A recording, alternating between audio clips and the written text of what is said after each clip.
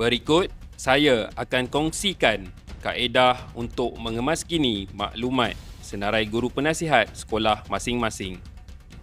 Pastikan guru penasihat telah mengisi maklumat di dalam template Excel yang diberikan.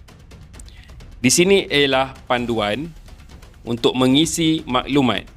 Jantina, L lelaki, P perempuan. Agama, Islam, bukan Islam. Kaum, Melayu, Cina, India, asli, lain-lain. Pangkat, inspektor ataupun ASP. Seterusnya, guru-guru penasihat boleh mengisi maklumat yang diperlukan. Nama guru, nombor kad pengenalan diisi tanpa sengkang. Jantina, pangkat, kaum, agama dan yang terakhir ialah kod sekolah. Apabila maklumat telah selesai diisi, simpan fail tersebut. Klik file, save as, browse, klik desktop, pastikan nama telah ditulis guru kod sekolah dan tekan save.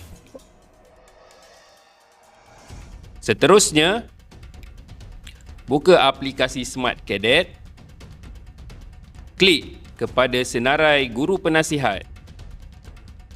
Anda akan dibawa ke paparan seterusnya. Klik upload / kemaskini maklumat guru. Klik choose file. Anda akan dibawa ke paparan seterusnya. Pilih desktop di sebelah kiri. Klik kepada nama fail yang telah di-save tadi, guru kod sekolah. Klik open dan upload. Anda akan menunggu sehingga paparan tersebut berjaya di-upload. Tekan kembali.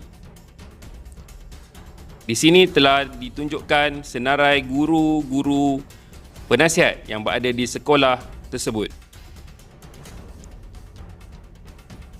Sekian, terima kasih.